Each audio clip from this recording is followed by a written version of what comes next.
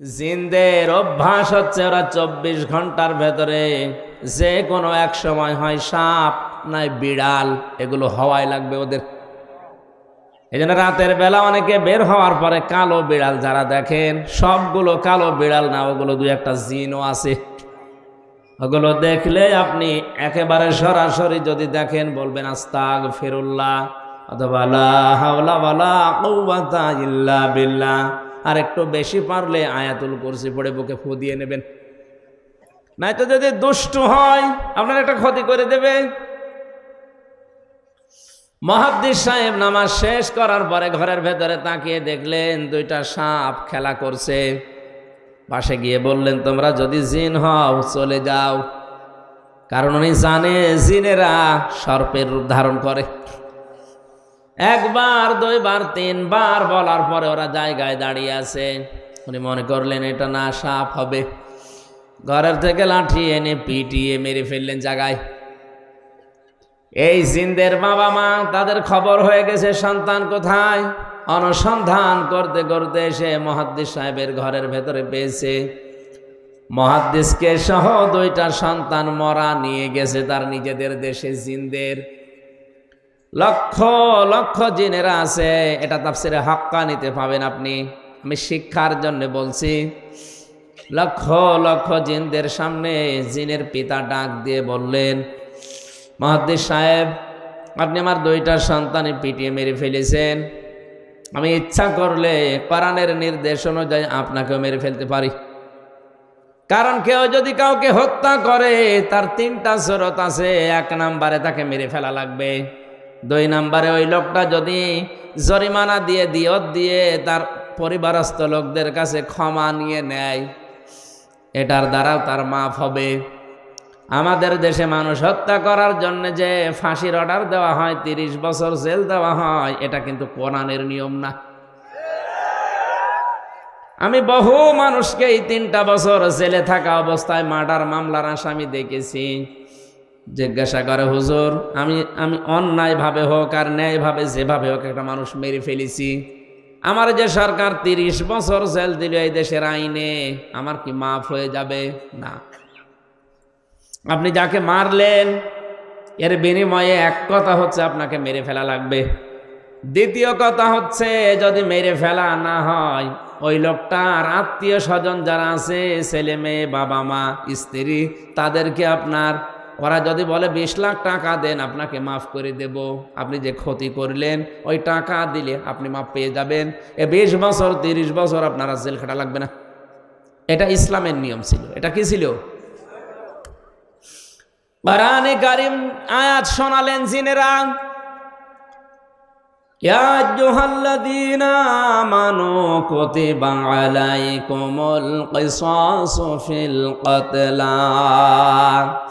ওহে যারা ঈমানের দাবি করো তাদেরকে বলছি, হত্যার বদলে হত্যা এটা আমি আল্লাহ লিখে দিলাম। কি করলাম?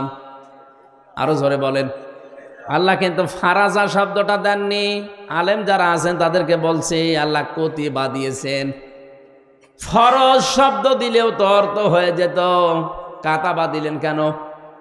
আমি যদি এখন এখানে সভাপতি যিনি আছেন বলি যে এই জমিটা আপনাকে আমি দিয়ে দিলাম মৌখিক, এর কোনো দাম আছে? কারণ জমিও আমার না, এ দেওয়ার ক্ষমতাও আমার নেই। আর আমি যদি এই জমির মালিক যিনি, তাকে দিয়ে দলিলে সই স্বাক্ষর করে লিখে ওনার হাতে বলে এই যে লিখিত, ওই জিনিসের দাম নেই। আরো আসতে বলেন। আল্লাহ শুধু ফরজন শব্দ দিলে দিতে পারতেন, না দিয়ে কতিবা দিয়ে এটা জানিয়েছেন যে বিধানটা ছোটখাটো না, গুরুত্বহীন না, এটা কিন্তু লিখে সই স্বাক্ষর করে দলিল করে দিলাম, এর দাম আছে। এদেশে যারা এই দায়িত্বে আছে আজ 53 বছর, এই আয়াতটা যদি ঠিক এইভাবে বুঝে স্বাধীনতার পরে এদেশের সংসদে আয়াতটা কায়েম করে দিতে পারত, বঙ্গবন্ধু হত্যার বিচার আমরা অনেক আগে পেয়ে যেতাম। সুতরাং সঠিকভাবে যদি বিচার ব্যবস্থায় এই আয়াতটা এখন যারা দায়িত্বে আছে সংসদে কায়েম করতে পারে, আগামীতে কিয়ামতের আগে দেশে আর অন্যায় কোনো মার্ডার হবে না। গ্যারান্টি আল্লাহর।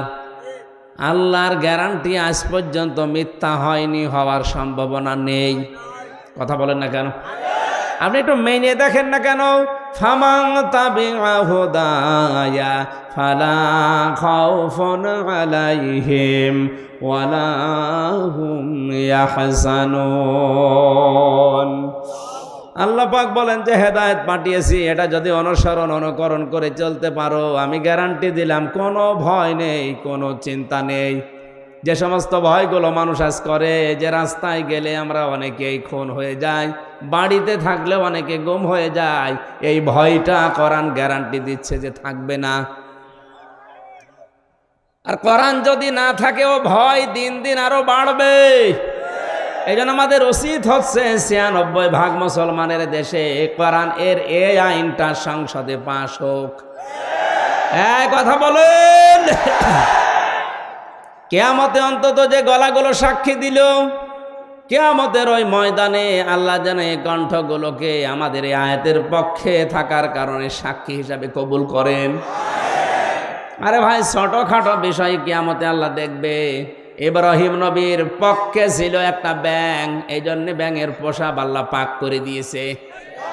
ইব্রাহিম নবীর বিপক্ষে ছিল একটা কাংলাস, এই জন্য কাংলাস দেখলেই মেরে ফেললে 10টা নেকি হয়। অনলাইনের দ্বারা কোনো কাজ কিন্তু হয়নি, কাংলাসের দ্বারাও কোনো কাজ হয়নি, ব্যাঙের দ্বারাও কাজ হয়নি। কারণ এমন আগুন জ্বলছিল, 1 কিলোমিটার উপর দিয়েও যদি পাখি উড়ে যায় ঝলসে পড়ে যেত। এত বড় বিশাল অগ্নিকুণ্ড, এখানে ব্যাঙের পোশাকের কাজ হবে? বলেন না কেন? কিন্তু ব্যাঙের এই পোশাককে হযরতে জিবরাইল দেখার পরে জিজ্ঞাসা করলেন, তুমি যে পোশাক করো কোনো কিছু করতে পারবা? ব্যাঙ তার বলেছিল, ফেরেশতা আমি জানি আমার পোশাকে কাজ হবে না, কিন্তু আমার মালিককে আমি দেখাতে চাই যে আমি তোমার খলিলের পক্ষে আছি, ওই বেটা নমরুদের বিপক্ষে আছি। আল্লাহ এত বেশি পছন্দ করলেন কথাটা, ওই দিন থেকে কিয়ামত পর্যন্ত যত ব্যাঙ আসবে সব ব্যাঙের পোশাককে আল্লাহ পাক বলেই ঘোষণা করে দিয়েছেন। এই এদিকে তাকান, একটা ব্যাঙ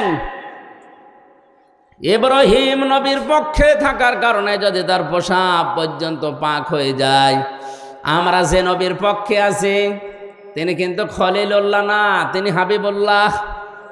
বলেন বলেন, খলিলুল্লাহ আর হাবিবুল্লাহর পার্থক্য কি? খলিল বলা হয় ওই বন্ধুকে যে বন্ধু আমার আল্লাহর জন্য সব করতে পারে, আর হাবিব বলা হয় ওই বন্ধুকে যে বন্ধুর জন্য আমার আল্লাহ সব করেছেন। জোরে বলেন সুবহানাল্লাহ।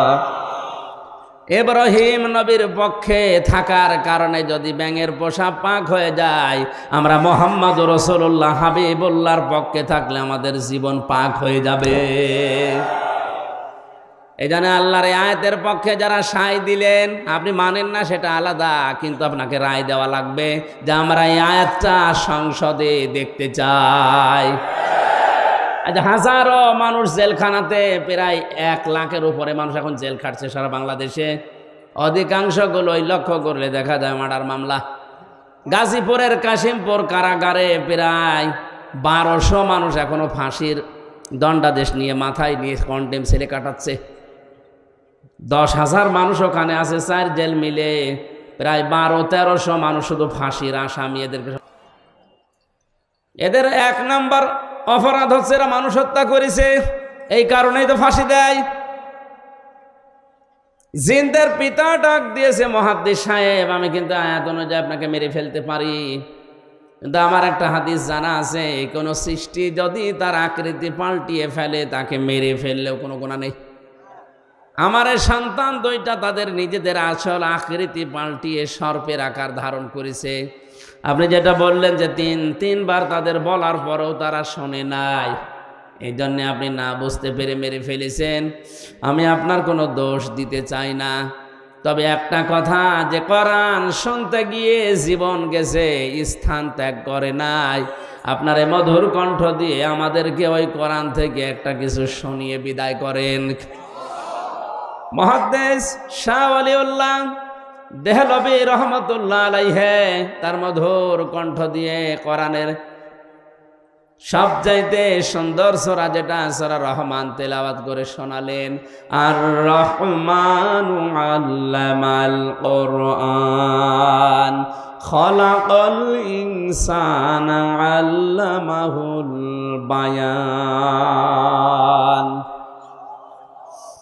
হাজার হাজার জিনের অজ্ঞান হয়ে গেছে, হুশ যাদের ছিল তারা সঙ্গে সঙ্গে বলে উঠেছে, কুলু উহিয়া ইলাইয়া আন্নাহু ইসতামাআ নাফারুম মিনাল জিন্নি ফাকালু ইন্না সামি'না কুরআনান আজাবা।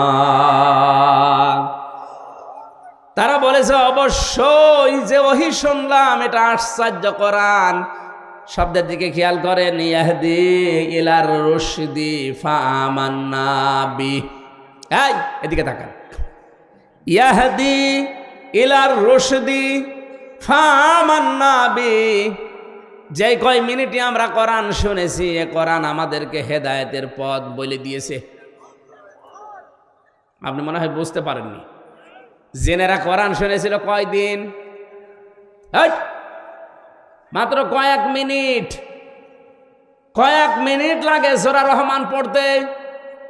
এই কয়েক মিনিট শোনার পরে তাদের সিদ্ধান্তের দিকে তাকান, ইয়াহদি ইলার রশদি ফাআমান্না বি।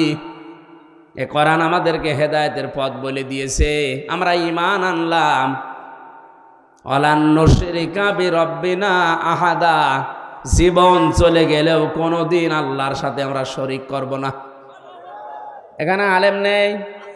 এই যে আলেম বসে আছে দুইটা, জিজ্ঞাসা করেন মোজারের আগে লান আসলে অর্থ হয় কখনোই না। আমার শিক্ষা দেওয়ার বিষয়, জিনেরা মাত্র কয়েক মিনিট কোরআন শুনে যদি এত বড় বড় সিদ্ধান্ত নিতে পারে যে আমরা সব পথ ভুলে গেছি, আমরা হেদায়েতের পথ পেয়ে গেছি, আমরা ঈমান এনেছি, কোনো দিন জীবন চলে গেলেও আল্লাহর সাথে শরীক করব না। আর আমরা সেই জন্মের পর থেকে কোরআন শুনে আসছি। আমাদের কি এখনো শিরিক বন্ধ হয়েছে? আসতে বলেন, আমরা ঈমান আনতে পেরেছি না। অনেকেই আমরা জানি যে ওযু করলে ওযু ভেঙে যায় 7টা কারণে, নামাজ পড়লে নামাজ ভেঙে যায় 19টা কারণে। কথা বলেন না কেন? ঈমান আনলে ঈমান ভেঙে যায় 10টা কারণে। এখানে যত মানুষ বসে আছে, শুধু বিজ্ঞ আলেমগুলো বাদ দিয়ে যদি জিজ্ঞাসা করা হয়, ভালো ভালো মুসল্লি পর্যন্ত বলতে পারবে না যে ঈমান ভাঙার যে 10টা কারণ। পারবে না? ওর মনে নেই। ঈমানও ভেঙে যায়, মানুষের আমলও ভেঙে যায়। এখন যদি বলেন আমলের আবার হাত পা আছে নাকি ভেঙে যায়? হ্যাঁ, আমল ভাঙে। আমল কিভাবে ভাঙে আমি বলবো। এই এলাকায় যদি কারো আমল ওরকম থাকে, ভেঙে গেলে আমার কিছু করার নেই। আল্লাযীনা কাফারু ওয়া সাদ্দু আন সাবিলিল্লাহি আযাল্লা আমালাহুম।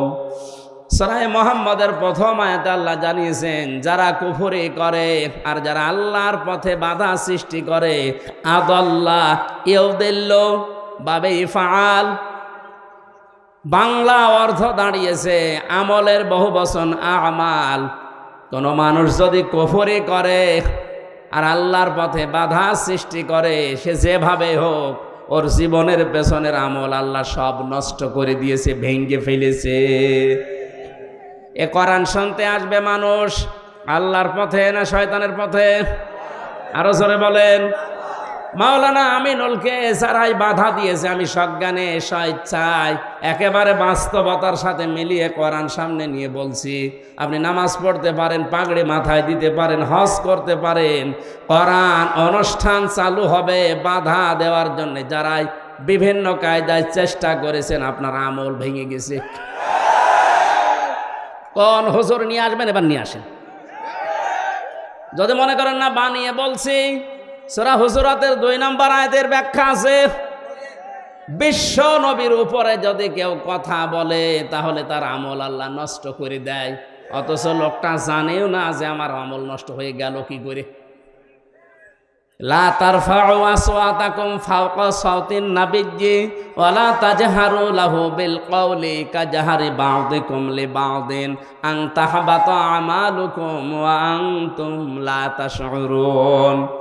কোন ইমানদার যদি নবীর উপরে কণ্ঠ দিয়ে উচ্চ আওয়াজে কথা বলে, হে নবী আপনি জানিয়ে দেন তার আমল আর নেই, সব নষ্ট হয়ে গেছে।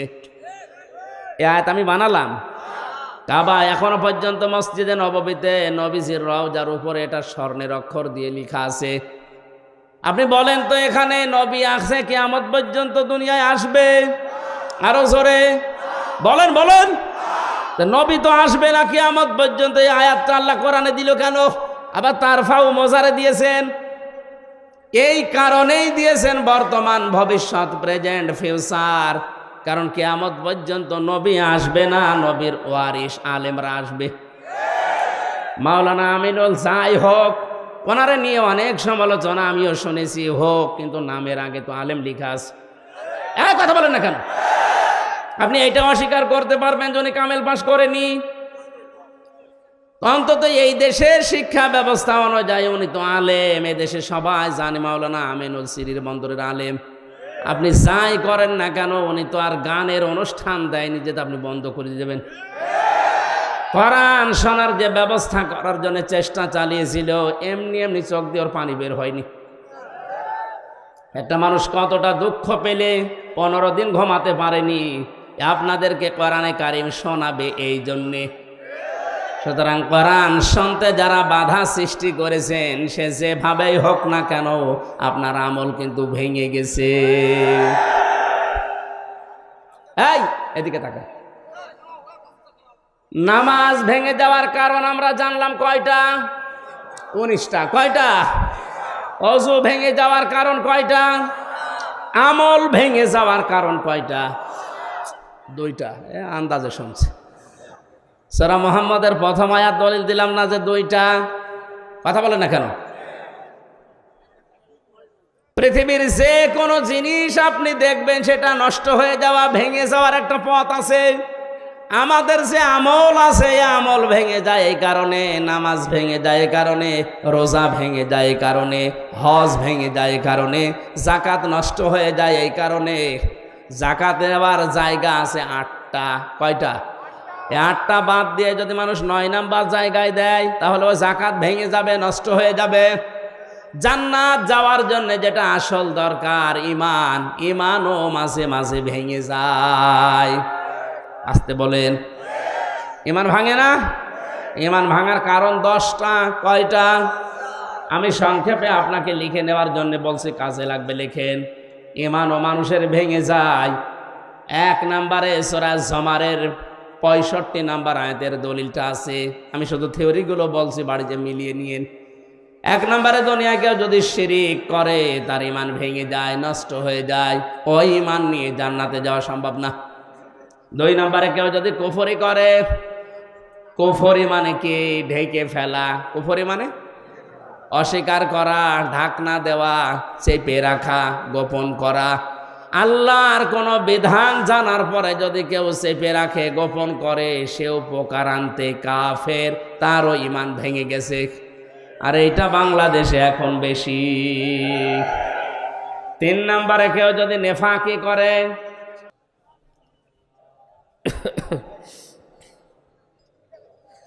দাও খোদা দাও আমায় আবার ওমার দারাজ দিল, দাওয়ালির মতো বীর সেনানি জাগাতে নিখিল।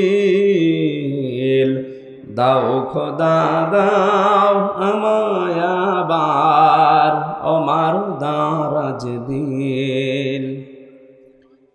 হামজাকে দাও ঘরে ঘরে জীবন দিতে ওয়াকাতরে।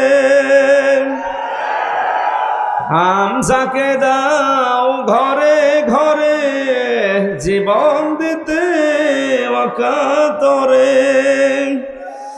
আবার কাবা ভাঙতে এলে পাঠাও আবাবিল।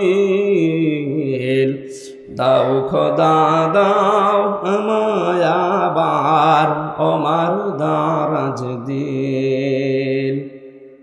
সচ্চা ঈমান দিয়ে পাঠাও শত সাহাবা, যাদের দেখে বিশ্ব আবার বলুক মারহাবা। আবার পাঠাও আবু বকর, ফিতনা ফাসাদ আসুক সমর। অনড় পাহাড় সম দাও সে মনের মিল। দাও খোদা দাও আমায় আবার ওমার দারাজ দিল। আমার ভাইরা, আমি মাওলানা আমিনুলের কথা এমনি বলি না, যেহেতু নবীজির ইন্তেকালের আগে যে কথা ছিল গুরুত্বপূর্ণ কয়টা, তার ভেতরে এটা একটা। আল উলামা ওয়ারাসাতুল আম্বিয়া, আলেমরা আমি নবীর ওয়ারিস। আমি হয় মাওলানা আমিনুল, মাওলানা হোসাইন, মাওলানা হারুন, যাই হয়ে দেশে আলেম যারাই আছে, আপনি বিশ্বাস করতে পারেন এদের আমল আখলাক ত্রুটি বিচ্যুতি থাকতে পারে, কিন্তু এরা নবীর ওয়ারিস। কিয়ামতের ময়দানে আল্লাহ পাক যদি বিচারও করে, আলেমদের সবার সম্মুখে করবে না, কুদরতের পর্দা দিয়ে ঢেকে নিয়ে গোপনে বলবে এগুলো করেছিলি। এই জন্য একটা মনে সান্ত্বনা আছে, কিয়ামতে অন্তত আল্লাহ মানুষের সামনে অপমান করবে না। শাস্তি যদি দিতেও চায় আল্লাহ গোপনে দেবে। আল্লাহর কাছে আমাদের জীবনের আলেমদের কাকুতি মিনতি, আল্লাহ তুমি গোপনে মাফ করে দিও। তোমার সাত্তার নামের ওসিলায় যেভাবে গোপন করে দিয়েছো, দুনিয়ায় কেউ জানে না। আমির হামজা, মাওলানা হোসাইন, মাওলানা আমিনুল কি করেছে অনেকে জানি না, তোমার জানা আছে। কিয়ামতে যেদিন বিচার বসাবে আল্লাহ কুদরতের ওই জায়গাতে যেন তুমি গোপনেই মাফ করে দাও। আমার ভাইরা, এই জন্য ওনার উপরে যদি কেউ কণ্ঠস্বর নিয়ে কথাও বলেন, ওনার আমল আখলাক যাই থাকুক না কেন, আপনারটা কিন্তু আল্লাহ নষ্ট করে দেবে। আমি ইমান ভাঙার যে 10টা কারণ বলেছি লিখে নেওয়ার জন্য, যাদেরকে লিখে নিয়েছেন হয়তো 3 নম্বরে নেফাক, যাদের ভেতরে আছে মোনাফিকি, ওপরে ফিটফাট ভেতরে সদরঘাট, আপনার ইমান ভেঙে গেছে। আমি একটা উদাহরণ তাফসীর থেকে লিখেছি, যারা সব ধর্মকে সমান মনে করে ওদের ইমান নষ্ট হয়ে গেছে। আরে দেশে এরকম অনেক মানুষ এখন দিন দিন বাড়ছে। সব ধর্ম সমান আপনি বিশ্বাস করা তো দূরের কথা, আপনি বলেন কি করে? যে দলিলগুলো আপনি দেন যে লাকুম দীনুকুম ওয়ালিয়া দিন, লা ইকরাহা ফিদ্দিন, এই আয়াতের অর্থ আপনি নিজেই ভুল করছেন, নিজেই উল্টাপাল্টা করে ইমান হারাচ্ছেন, মানুষকেও হারাতে বাধ্য করছেন। যারা বিভিন্ন পূজা মণ্ডপে গিয়ে কথা বলে যে আমরা সার্বজনীন সনাতন ধর্মে এই অনুষ্ঠানে হাজির হইলাম, এ কথা যদি কেউ বিশ্বাস নিয়ে বলে থাকে ওর ইমান নষ্ট হয়ে গেছে। কারণ সার্বজনীন ধর্ম একটাই দুনিয়ায়, তার নাম ইসলাম। আর সনাতন ধর্ম মনে করি অনেকেই বলি হিন্দু ধর্ম না, সনাতন মানে পুরাতন। সনাতন মানে এ পৃথিবীতে সব চাইতে পুরাতন ইসলাম, এর আগে কিছু ছিল না। এক কথা বলে না কেন? পৃথিবীর প্রথম মানব যিনি হযরতে আদম, তার ধর্ম কি? আরো জোরে। সুতরাং এ কথা কারা প্রচার করেছে আমরা জানি না, যে সনাতন ধর্ম মানে হিন্দু ধর্ম, এটা মিথ্যা কথা। সনাতন ধর্মই পৃথিবীতে ইসলাম। ইন্নাদ-দীনা ইনদাল্লাহিল ইসলাম, আল্লাহর কাছে একমাত্র ধর্মের নাম ইসলাম। এজন্য ধর্মের আগে আলিফ লাম আছে। এখানে যারা গ্রামার বোঝে, আলিফ লাম 4 প্রকার। এখানে যে আলিফ লাম দেওয়া আছে নির্দিষ্ট করার জন্যে। আমি যদি মাওলানা হোসাইনকে বলি ভাই আমি দিনাজপুরে যাব, উনি যদি বলি এই যে এই রাস্তাটা, এর আগে তাহলে তরিকের আগে আলিফ লাম দেওয়া লাগবে। তরিক এই একটাই রাস্তা, কিন্তু দিনাজপুরে যাওয়ার জন্য এখনো 4-5টা রাস্তা আছে। তখন আর তরিকের আগে আলিফ লাম দেওয়া যাবে না, কারণ এটা অনির্দিষ্ট। যে কোনো রাস্তা দিয়ে আমি যেতে পারি, দিনাজপুরে পৌঁছালেই হলো। কিন্তু কোনো রাস্তা দিয়ে দিনাজপুরে গেলে আপনি পাবেন না, শুধু এই রাস্তাটা ছাড়া। তখন তরিক বা রাস্তার আগে কি লাগবে? আলিফ লাম। কি লাগবে?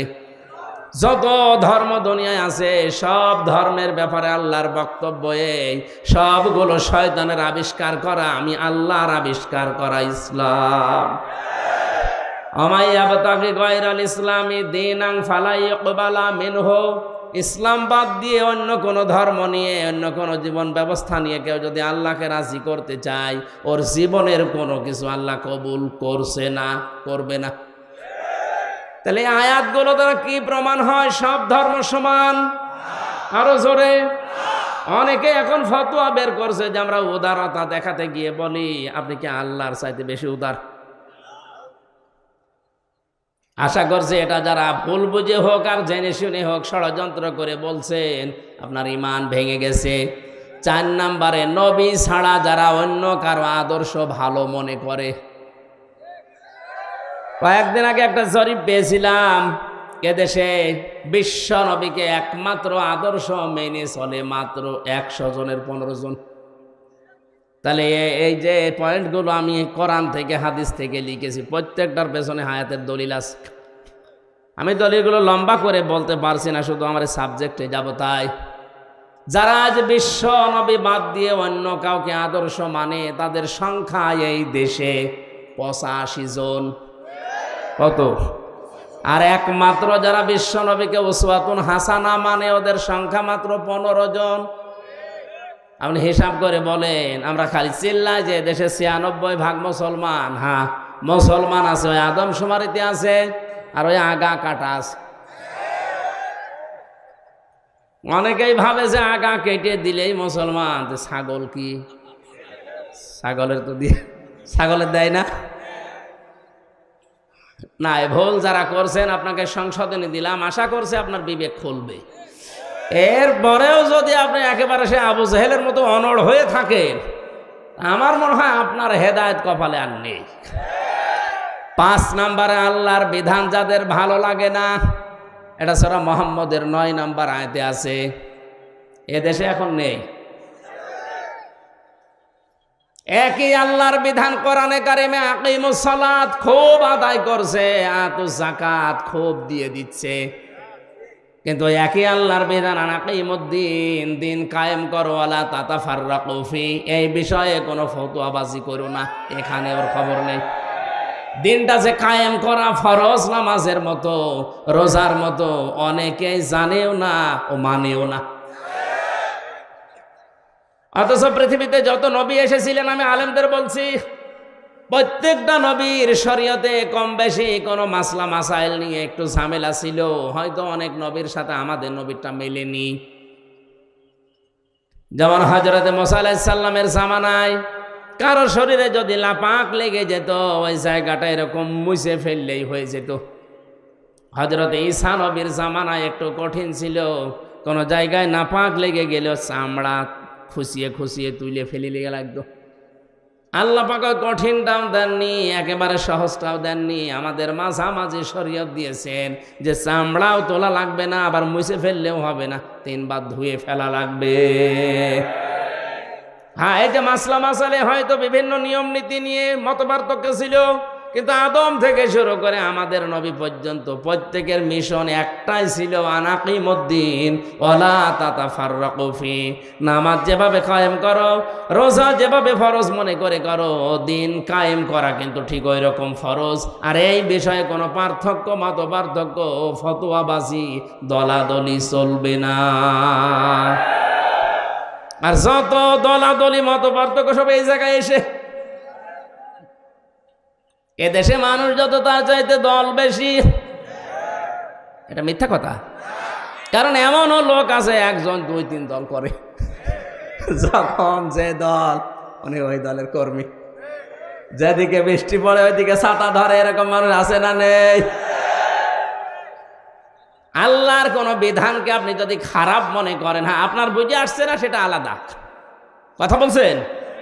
আল্লাহর বিধানকে খারাপ মনে করলে ঈমান নষ্ট হয়ে যায়, ভেঙে যায়, ব্যর্থ হয়ে যায়। 6 নম্বরে, দিনের কোন বিধানকে নিয়ে কেউ যদি কটাক্ষ করে, উপহাস করে, মর্যাদা দিতে না চায়। এটা আজ দিন দিন বাড়ছে। আল্লাহর বিভিন্ন বিধান নিয়ে মানে তো না, আরো কটাক্ষ করে, আরো উপহাস করে উড়িয়ে দেয়। আমি একটা উদাহরণ দিচ্ছি আল্লাহর কোরআন থেকে, একটু খেয়াল করে শোনেন। কোরআনের কোন আয়াত বোঝার জন্য কেউ যদি চেষ্টা করে, তার কিন্তু 500 রাকাত নফল নামাজের সওয়াব হয়। ইন্নাল্লাযীনা কাযযাবু বিআয়াতিনা ওয়াস্তাকবারু আনহা লা তুফাত্তাহু লাহুম আবওয়াবুস সামা ওয়া লা ইয়াদখুলুনাল জান্নাহ। আল্লাহ পাক বলেন, হে নবী, নিশ্চয় যারা আমি আল্লাহর আয়াতকে অবিশ্বাস করে, মিথ্যা মনে করে, আর যখন আমার আয়াত দিয়ে ওয়াজ করা হয়, তাফসির করা হয়, ব্যাখ্যা করা হয়, সতর্ক করা হয়, ও মানুষ সতর্ক না হয়ে অহংকার করে আর উঠে চলে যায়। ওয়াস্তাকবারু আনহা, ইস্তেকবার করে, অহংকার করে, দাম্ভিকতা দেখিয়ে মুখ ফিরিয়ে চলে যায়। লা তুফাত্তাহু লাহুম, তোফাত্তাহু মুজারে, বর্তমান, ভবিষ্যৎ, প্রেজেন্ট, ফিউচার, তার জন্য খোলা হচ্ছে না, হবে না। আবওয়াবুস সামা, বাবের বহু বচন আবওয়াব। বাব মানে দরজা, আবওয়াব মানে দরজা সমূহ, সামা মানে আকাশ। আকাশের একটা দরজাও তার জন্য খোলা হচ্ছে না, হবেও না। এতটুকু আল্লাহ শেষ করেননি, পরবর্তী কথা আরো কঠিন। ওয়ালা ইয়াদখুলুনাল জান্নাহ, ওরা জান্নাতে যাচ্ছে না, যাবে না। আপনি হিসাব করছেন পেছনের হাত দিয়ে। আজ যারা আল্লাহর আয়াতকে অবিশ্বাস করেন, কটাক্ষ করেন, মিথ্যা মনে করেন, অহংকার করে মুখ ফিরিয়ে চলে যান, আপনার কিন্তু জীবনের বড় ক্ষতি দুইটা। আকাশের দরজা সব সময় আপনার জন্য বন্ধ, আপনার আমল ওঠা বন্ধ হয়ে গেছে। 2 নাম্বার, আপনি জান্নাতে কোনোদিন যাচ্ছেন না, যাবেনও না। আল্লাহ একটা উদাহরণ দিচ্ছেন, হাত্তা ইয়ালিজাল জামালু ফি সামিল খিয়াত। হাত্তা মানে যতক্ষণ পর্যন্ত, ইয়ালিজা মানে প্রবেশ করা, যতক্ষণ পর্যন্ত প্রবেশ না করে সূচের ওই ছিদ্র দিয়ে উট, তার মানে সূচের ছিদ্র দিয়ে উট প্রবেশ করা যেরকম অসম্ভব, ওই মানুষগুলোর আল্লাহর জান্নাতে যাওয়া ওই রকম অসম্ভব। আল্লাহ উদাহরণটা দিয়ে জানিয়েছেন, বান্দা, তোর জন্য আমার জান্নাতে যাওয়া সম্ভব না। সুতরাং আল্লাহর আয়াত নিয়ে যারা কটূক্তি করছেন, তারা থামেন, আপনার জন্য জান্নাতে যাওয়া সূচের ছিদ্র দিয়ে উট যাওয়ার মতো কঠিন। আল্লাহ শেষ করে দিলে হয়তো আমি বলতাম না, এর পরবর্তী কথা আরো কঠিন। ওয়াকাযালিকা নাজিজিল মুজরিমিন, আল্লাহ বলেন এইভাবে করে আমি পাপিষ্ঠদেরকে শাস্তি দেব। লাহুম মিন জাহান্নামা মিহাদু ওয়া মিন ফাওকিহিম গাওয়াশ ওয়াকাযালিকা নাজিজিজ যালিমিন। এই যে মানুষগুলো যারা আল্লাহর আয়াত নিয়ে, আল্লাহর কোরআন নিয়ে, আল্লাহর বিধান নিয়ে কটূক্তি করে, উপহাস করে, এরা নামাজ পড়তে পারে, রোজা রাখতে পারে, দাড়ি রাখতে পারে, মারা যাওয়ার সঙ্গে সঙ্গে আমি আল্লাহ কবরটা জাহান্নাম বানিয়ে দেব। আল্লাহ শুধু এতটুকুই দেননি, আল্লাহ এর পরবর্তী শব্দের দিকে খেয়াল করেন, মিহাদু ওয়া মিন ফাওকিহিম গাওয়াশ, ওদের কবরের ভেতরে রাখার সঙ্গে সঙ্গে পেছনে নিচে যে বিছানাটা, এটা হয়ে যাবে আগুনের বিছানা, উপরে দেওয়া হবে আগুনের চাদর। জোরে বলেন নাউজুবিল্লাহ। এই আয়াতটা আমার চোখের সামনে যখন আসে, আমি দেখতে পাই এদেশে অনেকেই এখন এই আয়াতে শামিল। অথচ এরকম মানুষ মারা গেলে আমরা অনেকে উপরে ফুল দিয়ে রাখি। কথা বলে না কেন? সারা জীবন যে আল্লাহর আয়াতকে উপহাস করে, ঠাট্টা করে, আল্লাহর বিধানকে যার পছন্দ হয় না, এ মানুষটা মারা গেলে উপরে ফুল কেন? 2 তলা বিল্ডিং কেন? 15 তলা বিল্ডিং বানিয়েও কাজ নেই, কারণ আল্লাহ নিজে ওরে জাহান্নামের চাদরের বিছানা দেবে, জাহান্নামের চাদর দিয়ে ঢেকে দেবে। জোরে বলেন নাউজুবিল্লাহ। আমার ভাইরা, যেন ঈমান যেন আপনার ভেঙে না যায়, সতর্ক থাকবেন। 7 নম্বরে যারা জাদুকর, এদের ঈমান ভেঙে যায়। এই এলাকায় মনে হয় নেই। 8 নম্বরে মুসলমানদের বিরুদ্ধে যারা ষড়যন্ত্র করে, এটা এখন বেশি। এই কথা বলেন না কেন? মুসলমানদের বিরুদ্ধে, মানুষের বিরুদ্ধে না, মুসলমানদের বিরুদ্ধে যারা ষড়যন্ত্র করে, এই লোকটার ঈমান ভেঙে যায়। মান সালিমাল মুসলিমুনা মিন লিসানিহি ওয়া ইয়াদিহি, ওই লোকটাই আসল মুসলমান, যার হাত থেকে মুখ থেকে মানুষেরা নিরাপত্তা পায়। ঠিক আছে? না না ঠিক নেই। এই আপনি কি শোনেন? আমাদের এভাবে শুনলে তো হবে না। আমি অর্থ করলাম কি, আপনি বলছেন ঠিক আছে। মান সালিমাল মুসলিমুনা মিন লিসানিহি ওয়া ইয়াদিহি, ওই লোকটাই প্রকৃত মুসলমান, যার হাত থেকে মুখ থেকে মানুষেরা শান্তি পায়। ঠিক আছে? হয়নি। এ কি শোনে, বলে আলেম বলে। আরে ভাই, শব্দের দিকে খেয়াল করে শুনবেন, তো আমার ভুল হলে ধরে দেবেন। এমনি এমনি আপনি স্টেজে বসে আছেন। না না না, হয়নি।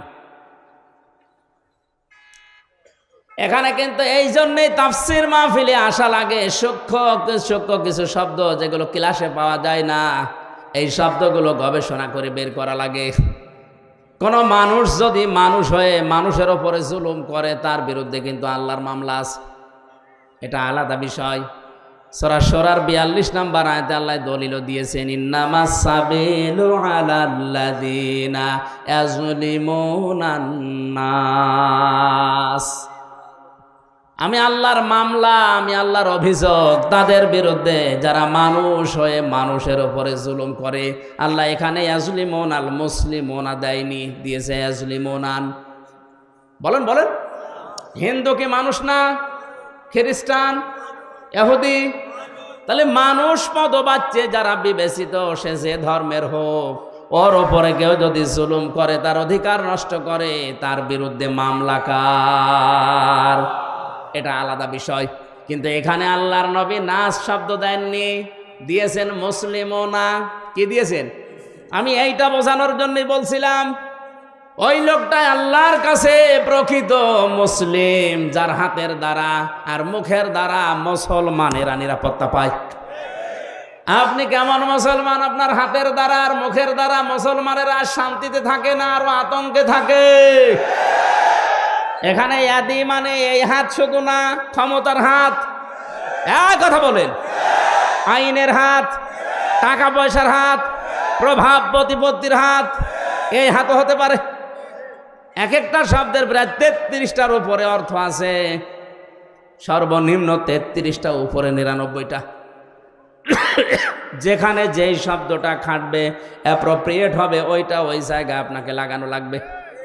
এই জন্য তাফসীর করতে গেলে এক শব্দের একাধিক অর্থ আপনার জানা থাকতে হয়, না একটা শব্দের একটা অর্থ জেনে যদি শুরু করতে চান, আপনি উলটপালট করে ফেলবেন। কোরআনে কারিমে আল্লাহ দরবা দিয়েছেন, দরবা মানে মারা। দরবা মানে কি? আমাদের সে মিজান মন সাহেবে পড়িয়েছে, দরবা মানে আঘাত করা, দরবা মানে মারা। অথচ তাফসীরের ভাষায় 33টার উপরে শব্দ আছে। দরবা মানে দৃষ্টান্ত দেওয়া, দরবা মানে সফর করা। আমার সবগুলো এখন মনে নেই, আমার যতটুকু আয়ত্ত আছে আমি মিলাতে পারি কোরআন পড়তে গেলে, যে এই জায়গায় দৃষ্টান্ত হবে, এই জায়গায় সফর করা হবে, এই জায়গায় মারা হবে। আমি যদি ওই মারাটাই জেনে রাখতাম, অর্থ করতে পারতাম। আল্লাহ পাক এখানে মুসলিমুনা শব্দ নাস না দিয়ে নবীজি কেন দিয়েছেন? এদন শব্দ দিয়ে শুধু এই হাত আমরা বুঝি, ক্ষমতার হাতের দ্বারা, আইনের হাতের দ্বারা যারা মুসলমানদেরকে শান্তিতে থাকতে দেয় না, এরা মুসলমান না। প্রভাব প্রতিপত্তি আছে এলাকায়, টাকা পয়সার মালিক, এই কারণে তাদের এই টাকা পয়সার যে হাত আছে, প্রভাব প্রতিপত্তির হাত আছে, এই হাতের দ্বারাও অনেক মুসলমান আজ শান্তিতে নেই। অনেক মুসলমানের প্রভাব প্রতিপত্তি আছে, জোর করে মসজিদের সভাপতি হয়ে বসে আছে, না দিলে আবার রাগ করে।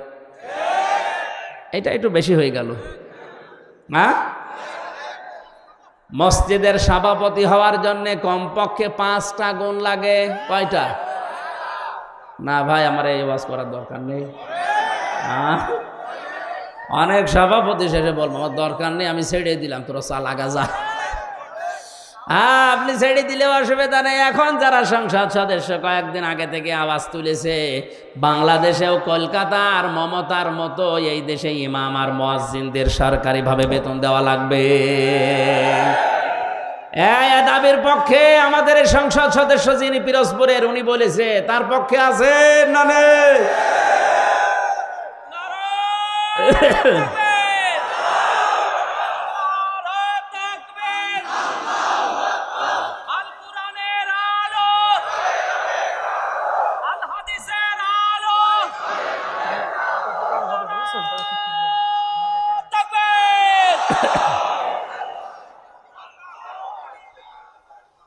এই পৌরসভার মেয়র যিনি আছেন, ড্রেন পরিষ্কার করে, টয়লেট পরিষ্কার করে, তার যদি বেতন দেওয়া যায় 3 লক্ষ 3.5 লক্ষ, মসজিদের ইমামের বেতন আর মুয়াজ্জিনের বেতন দিতে গেলে আমাদের প্রধানমন্ত্রী পারবে না।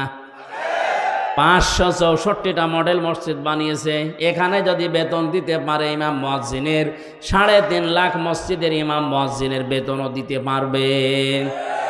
সে কলিজা তার আছে, কথা বলছে না কেন? তার কলিজা না থাকলে 10.5 লাখ 12 লাখের উপরে। তাকান কত মানুষকে আশ্রয় দিয়েছে।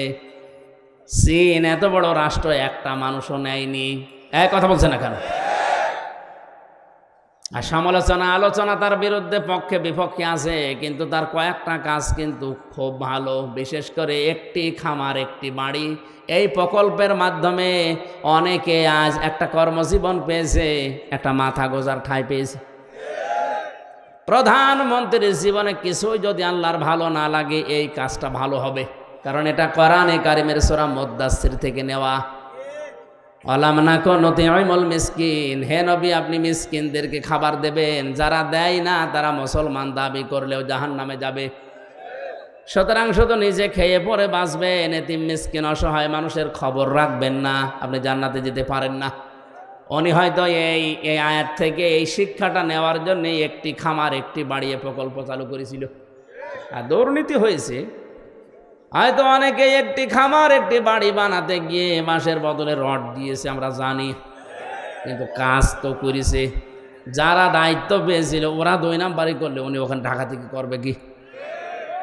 সুতরাং এই কাজটা যেন আল্লাহ কবুল করেন। লক্ষ লক্ষ মানুষের মাথা গোজার মতো একটা ঠাঁই হয়েছে, একটা কর্মসংস্থান তৈরি হয়েছে। জোরে বলেন সুবহানাল্লাহ। আমি কিন্তু শিক্ষা দেওয়ার জন্য যে জায়গায় ছিলাম ওখানে ফিরে যাচ্ছি। যে মানুষগুলো কাউকে মুসলমানদের বিরুদ্ধে ষড়যন্ত্রে লাগিয়ে দেয়, এই লোকটার মুসলমান থাকে না, ইমান ভেঙে যায়। 9 নম্বরে কাউকে যদি কেউ ইসলামের ঊর্ধ্বে মনে করে, ওর ইমান নষ্ট হয়ে যায়। আমি এই শব্দটা আর বলবো না। কাউকে আপনি ইসলামের ঊর্ধ্বে মনে করতে পারবেন না, এমনকি নবীজিও না। কারণ নবীজি ইসলামের প্রচারক ছিলেন, ইসলামের খাদেম ছিলেন। বিশ্ব নবীকে যখন পাথর দিয়ে দিয়ে মেরে মেরে রক্তাক্ত করে ফেলে রাখতো, জিবরাইল এসে পাথরগুলো সরিয়ে বড় একটা পাথরের ওকে বলতেন তুলা হয়ে যাও, তোলার মতো নরম করে ওখানে যখন শুয়ে দিতেন, জিবরাইলকে নবীজি বলে ভাই আমার কি কাজ? নবীজিকে আল্লাহ শুনিয়েছেন, ফেরেশতা বলে দাও যে দিনের জন্য নবীকে পাঠিয়েছি ওই দিনের জন্য মার খেয়েছে। সকাল বেলা থেকে মোহাম্মদ রাসূলুল্লাহর ওই দিনের প্রচার করাই কাজ। তাহলে দিনের মর্যাদা কত বেশি ইসলামের। এজন্য ইসলামের ঊর্ধ্বে কাউকে মনে করা যাবে না, সে যেই হোক। কথা বুঝতেছেন? আমার কাছে আগে ইসলাম, আমি মুসলিম হিসাবে, এরপরে অন্য কিছু। 10 নম্বরে ইসলামের কোন বিধানকে যারা ঘৃণা করে, এটা সূরা সেজদার 22 নম্বর আয়াতের ব্যাখ্যায় পাবেন। তাহলে আমি বলছিলাম দুনিয়াতে অনেক কিছু আছে যেগুলো করলে হয় না, ভেঙে নষ্ট হয়ে যায়। এই পৃথিবীতে শয়তানের যে বন্ধু, এই বন্ধু কিন্তু ভেঙে যায়। শয়তানের সাথে যারা বন্ধুত্ব করে, এই বন্ধুত্ব ভেঙে ফেলার বুদ্ধি আছে না নেই? আমরা যারা শয়তানের সাথে বন্ধুত্ব করলাম, এই যে অপচয় করে, অশ্লীলতা ছড়ায়, যৌনতা ছড়ায়, নবীদের, তার মানে নবীর ওয়ারিসদের মুখের উপরে জোরে কথা বলে, আল্লাহর পথে চলতে বাধা দেয়, এগুলো সব শয়তানের কাজ। কার কাজ? আল্লাহ আমাদেরকে হেফাজত করুন, বলেন আমিন। সূরা জুমার মাত্র 2টা আয়াত পড়েছিলাম।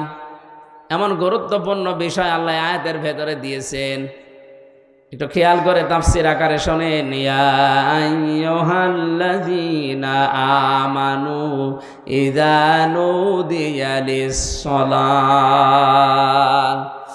আল্লাহ পাক বলেন ঈমানদারেরা যেদিন আযান দেওয়া হয়, ইলা ইয়াউমিল জুমআ ইযা নুদিয়া লিস-সালাতি মিন ইয়াউমিল জুমআ, জুমার দিন যখন আযান দেওয়া হয়, ডাকা হয়, আহ্বান করা হয়, ঘোষণা দেওয়া হয়, ফাসাউ ইলা যিকিরিল্লাহ, তোমরা আল্লাহর জিকিরের দিকে, নামাজের দিকে দৌড়াও। কে বলছেন? আরো জোরে বলেন। ওয়াজারুল বাই, দুনিয়ার সব বেচা কিনা কাজ কারবার বন্ধ করে দাও। যালিকুম খায়রুল লাকুম ইন কুনতুম তা'লামুন, এইটাই ভালো কাজ, এইটা যদি তোমরা বুঝে থাকো। এবার আসেন আয়াতের বাস্তব ব্যাখ্যা কি। আল্লাহ পাক শব্দটা দিয়েছেন ইযা নুদিয়া লিস-সালাতি মিন ইয়াউমিল জুমআতি ফাসআউ ইলা যিকিরিল্লাহ, যখন আযান হয়ে যাবে সব কাজ কাম বন্ধ করে দিয়ে দৌড়াও নামাজের দিকে। কিসের দিকে? আরো জোরে বলেন। আর আমরা হাদিস শুনেছি এতদিন যে নবীজি জানিয়েছেন কেউ যেন নামাজের জন্য দৌড়িয়ে মসজিদে যাবা না। শোনেননি? শুনছি মানে কি? এটাই সঠিক হাদিস। মুসলিম শরীফের হাদিস হচ্ছে কেউ যেন মসজিদে দৌড়িয়ে যাবা না নামাজ পড়ার জন্য। ফজরের নামাজে নবীজি নামাজ আদায় করছেন, নামাজের ভেতরে ধপ ধপ করে কিছু আওয়াজ শুনলেন, নামাজ শেষ হয়ে গেল, ঘরে বসলেন, ডাক দিয়ে বললেন সাহাবীরা নামাজের ভেতরে আমার কানে আওয়াজ এসেছে, ধপ ধপ করে আওয়াজ হচ্ছিল, কিসের? সাহাবীরা বলে হুজুর আমরা ফজরে টের পেয়েছি দেরিতে, জলদি করে ওযু করে মসজিদে আমরা অনেকেই দৌড়িয়ে এসে জামাত ধরেছি। ওই দিন নবীজি হাদিসটি বলেছিলেন যে তোমরা কেউ দৌড়িয়ে জামাত ধরবা না, যতটুকু পারা দেয় ধীর স্থির ভাবে নামাজ পাও, বাকি যেটা পাবে না কাজা করে নেবে। কথা বুঝতেছেন? তাহলে আয়াতের সাথে নবীর কথার কোনো মিল নেই। হ্যাঁ, কই আছে কই? আল্লাহ বললেন দৌড়াও, নবীজি বললেন দৌড়ানোর দরকার নেই। আল্লাহ দৌড়াতে বলেছেন এই কারণে আপনার যেন নামাজ গুরুত্ব দিয়ে, যখন দুনিয়াতে নামাজের সিস্টেম চালু হয়ে যাবে, আজান হয়ে যাবে, সব কাজ কাম আপনার জন্য এখন বন্ধ। আল্লাহ এইটা বোঝাতে চেয়েছেন যে কাজ কামে লিপ্ত থাকতে গিয়ে যেন আল্লাহর নামাজের জামাত শেষ হয়ে না যায়। এজন্য আগে থেকে প্রস্তুতি নাও, আগে থেকেই তোমাকে নিজেকে প্রস্তুতি করো, অন্তত মসজিদের সাথে তোমার এই জীবনটা, তোমার অন্তরটা লটকিয়ে রাখো। কিয়ামতের কঠিন ময়দানে মানুষ যখন পাবে, ঘামের ভেতরে হাবুডুবু খাবে, ওই সময় আরশের ছায়ায় যাদেরকে স্থান দেব তার 4 নাম্বার তারা, যারা দুনিয়াতে নামাজ পড়তে মসজিদে যায়, বের হয়ে গেলে আবার কখন যাবে এই ধান্দায় থাকে। জোরে বলেন সবাব। আমরা এই কাজ কারবারগুলো একটু আদায় করি। বলে ফাসাউ ইলা যিকিরিল্লাহর ব্যাখ্যা মানে দৌড়াতে বলেছে এই জন্যে যেন আপনি আগে থেকে প্রস্তুতি নেন, নামাজ যেন নষ্ট না হয়ে যায়। এই কারণে সব কাজ কাম বন্ধ করে দিতে বললেন। এদের সাথে বাংলাদেশের বাস্তবতার মিল হয় না, আমি অনেক ক্ষেত্রে দেখেছি। আল্লাহ বলছেন দৌড়াও নামাজের জন্যে, সব কাজ কাম বেচা কিনা দোকানপাট যত কিছু আছে বন্ধ করা লাগবে। কে বলছেন? আরো জোরে। দিনাজপুরবাসী খেয়াল করেন, জমার নামাজ আজান থেকে শুরু করে একেবারে শেষ পর্যন্ত আমার মনে হয় 1-1.5 ঘন্টা সময় লাগে। কথা বলছে না কেন? আল্লাহ বললেন তোমাদের এইটাই ভালো কাজ, নামাজে আসো, ওই কাজ বন্ধ করে দিয়ে। আর আমরা দেখছি না 1-1.5 ঘন্টা সময় লাগছে। অথচ এই দেশে এমন অনেক মানুষ আছে 1 ঘন্টায় 5 লাখ টাকা উপায় করে। মানে কি আপনার বেশি মনে হয়ে যাচ্ছে?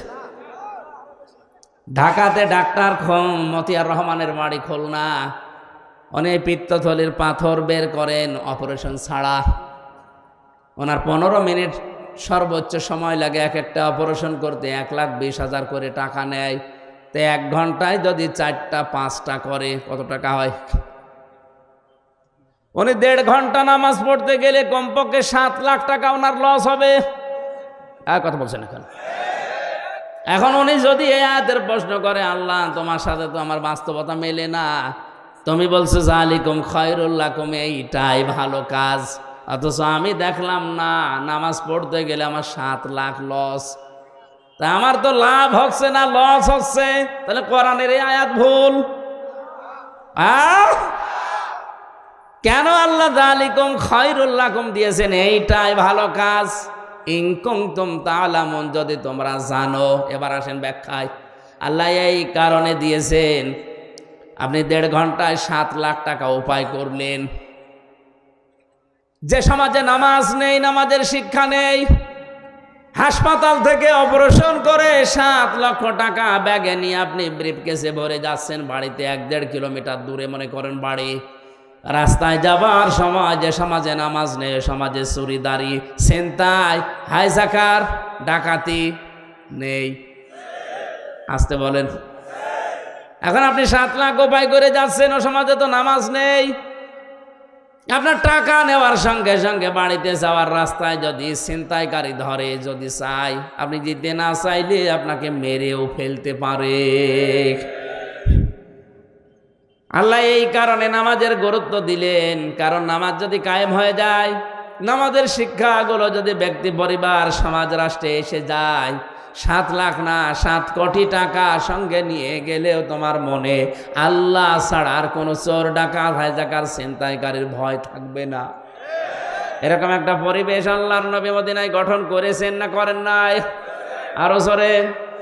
একবারও কি দেখতে মনে চায় না যে নামাজের সমাজটা বাংলাদেশে কায়েম হলে কি করে হাইজাকার মুক্ত, সন্ত্রাস মুক্ত, দুর্নীতিবাজ মুক্ত, সাদাবাজ মুক্ত, চোর ডাকাত মুক্ত একটা জীবন কিভাবে চালানো যায় শান্তিতে, ওটা দেখতে মনে চায় না? আরো জোরে বলেন, চাই না? আল্লাহ এই জন্য এটা বলেছেন যালিকুম খায়রুল লাকুম, এটা ভালো। এজন্য নামাজ কায়েম করো, নামাজকে দাঁড় করাও। হ্যাঁ, নামাজ যখন পরিবারে, সমাজে, রাষ্ট্রে কায়েম হয়ে যাবে নামাজের শিক্ষাগুলো, তখন আর মসজিদে বসে থাকার দরকার নেই। ফাইদা কুদিয়াতিস সালাতু ফান্তাশিরু ফিল আরদি ওয়াবতাগু মিন ফাদলিল্লাহ। নামাজ যখন শেষ হয়ে গেছে, এখন আর মসজিদে থাকা যাবে না, এখন ছড়িয়ে যাও, ছিটিয়ে পড়ো, অনুসন্ধান করো আল্লাহর রিজিক। আল্লাহর কি? আরো জোরে। এতে বিধান হচ্ছে 2টা, একটা নামাজ পড়ো আর একটা ছড়িয়ে পড়ো। খেয়াল করেন, তাহলে নামাজও ফরজ, জমিনে হালাল রুজির জন্য চেষ্টা করা, কষ্ট করা। আরো জোরে। আল্লাহ কিন্তু নামাজের আগে ওয়াজকুরুল্লাহ দেননি যে নামাজের আগে তোমরা আল্লাহর বেশি বেশি জিকির করো, বলেননি, কিন্তু ওয়াজকুরুল্লাহ কাসীরা দিয়েছেন ওয়াবতাগু মিন ফাদলিল্লাহর আগে। তোমরা যখন অনুসন্ধান করতে যাবে রিজিক জমিনে, তখন কিন্তু আল্লাহর জিকির, আল্লাহর স্মরণ ভুলে যেও না, কারণ আমি আল্লাহ জানি নামাজে দাঁড়িয়ে মানুষ এমনি আমাকে ডাকবে। কিন্তু বাস্তবতায় গিয়ে, কর্মজীবনে গিয়ে, প্র্যাকটিক্যাল লাইফে গিয়ে যদি আমি আল্লাহর কথা মনে না থাকে, ওখানে দুর্নীতি হওয়ার সম্ভাবনা আছে না নেই? এই জন্য নামাজের ভেতরে অনেককে দেখা যায় কাকু কাঁদতেছে, নামাজের গুরুত্বও দিয়েছে, কিন্তু কর্মজীবনে যে এই জিকিরটার স্মরণ করে না, এই জন্যে ঘুষ খায়, সুদ খায়। আরো জোরে বলেন। ভার্সিটিতে থাকাকালীন একবার মাস্টার্সের সার্টিফিকেট নিয়ে আসতে গেছে, যার কাছে গেলাম, বললাম স্যার সই করে দেন একটা সিল মেরে। অনেক আমারে বলছে হামজা তাড়াতাড়ি কর। বলছে স্যার আমি তো তাড়াতাড়ি করছি। কিছুক্ষণ পরে আমারে বলছে তাড়াতাড়ি কর, আমি জোহরের নামাজে জামাত ধরবো। আমি বলছি আমি তো তাড়াতাড়ি করছি, আমি গাড়ি ধরবো। মাথা নিচু করে বলছে 1000 টাকা বের কর। তো আপনি জামাত ধরবে? কিসের জামাত আপনার? এইটাই আপনার আসল জামাত। সরকার আপনার কাছে 8টা ঘন্টা কিনে নিয়েছে, 45,000 টাকা বেতন আপনার। কথা বলে না কেন? আপনি মাত্র 10 মিনিট নামাজ পড়তে যাবেন শহরের, এই 10 মিনিটের জন্য এত তাড়াতাড়ি করছেন যে তাড়াতাড়ি কর, আমি জামাত ধরবো। তা আপনার যে 8 ঘন্টা জামাত এখানে চলছে, ছেলে মেয়েরা আসবে, সই করে ছেলে মেরে দেবেন, এইটাই আপনার জামাত। কথা বলেন না কেন? আল্লাহ এই জন্য বলেছেন কর্ম জীবনে যে যেন আমাকে ভুলেছেও না, আমার জিকিরটা ওই জায়গায় আরো বেশি করো, তাহলে এদেশে দুর্নীতি হবে না। আয়াতের শেষে ছিল লাআল্লাকুম তুফলিহুন, যদি এটা করতে পারো আমি আল্লাহ বলছি তোমরা সফল হয়ে যাবে। জোরে বলেন সুবহানাল্লাহ। এই জন্য আমরা যদি আল্লাহর রিজিক অনুগ্রহ পেতে চাই, আল্লাহর দয়া পেতে চাই, এদিকে তাকান, আল্লাহর অনুগ্রহ যদি কেউ পেতে চায় তাহলে জমিনে আসা লাগবে, আর আল্লাহর রহমত যদি কেউ পেতে চায় মসজিদে যাওয়া লাগবে। মসজিদে ওঠার সময় বলা হয় আল্লাহুম্মা আফতাহ লি আবওয়াবা রাহমাতিক, হে আল্লাহ তোমার রহমতের দরজা আমার জন্য খুলে দাও। কথা বলেন না কেন? আর যখন বের হয় মানুষ তখন কি চায়? আল্লাহুম্মা ইন্নী আসআলুকা মিন ফাদলিকা, এই যে ফজল অনুগ্রহ, হে আল্লাহ আমি তোমার কাছে আশা করি, চাই যে তুমি আমার রিজিক দাও, ফজল দাও। এখানে ফজল মানে রিজিক, ফজল মানে কি? তাহলে আমাদের কাজের সময় কাজ করা লাগবে, আর নামাজের সময় দুনিয়ার সব স্টপ, নামাজ পড়া লাগবে। এখন থেকে সিদ্ধান্ত নিয়ে যান, যত কঠিন পরিস্থিতি তৈরি হোক না কেন, ফরজ নামাজ আমি জীবনে আর ছেড়ে দেব না। হ্যাঁ, আমি আর চাই করি না কেন, ফরজ নামাজ, নামাজ শেষ হয়ে গেলে মসজিদে আর বসেও থাকবো না, কারণ আল্লাহর নির্দেশ ফান্তাশিরু ফিল আরদি ওয়াবতাগু মিন ফাদলিল্লাহ। নামাজ শেষ হয়ে গেছে, এখন জমিনে ছড়িয়ে পড়ো, এ নির্দেশ কার? নবীজি জানিয়েছেন আল কাসিবু হাবিবুল্লাহ, যারা কাজ করে খায় জমিনে এরা সাধারণ মানুষ না, এরা আল্লাহর বন্ধু। আমরা আল্লাহর বন্ধু খোঁজার জন্য সেই চট্টগ্রামে যাই, বরিশালে যাই, সিলেটে যাই, ফরিদপুরে যাই। কে বলেছে ওগুলো আল্লাহর বন্ধু? যারা কাজ করে খায় না, বসে বসে খায়, ওগুলো আল্লাহর শত্রু। আল কাসিবু হাবিবুল্লাহ, যারা উপার্জন করে খায়, কাজ করে খায়, এরা কার বন্ধু? এই কাজটা যত ছোট হোক কোনো অসুবিধা নেই। এই যে মাইক টাঙিয়েছে যারা, এরাও কাজ করে খায়, রাস্তা ঝাড়ু দেয়, এরাও কাজ করে খায়। এই জন্য আয়াতের শিক্ষা হচ্ছে নামাজের সময় হয়ে গেলে দুনিয়ার সব আমার কাছ থেকে মাইনাস হয়ে যাবে। নামাজের সময় হয়ে গেলে দুনিয়া বলে আমার আর কিছু নেই, আমার এখন আল্লাহর বিধান সামনে, নামাজ শেষ, এখন আমাকে যাওয়া লাগবে কর্মজীবনে রিজিক তালাশ করার জন্যে।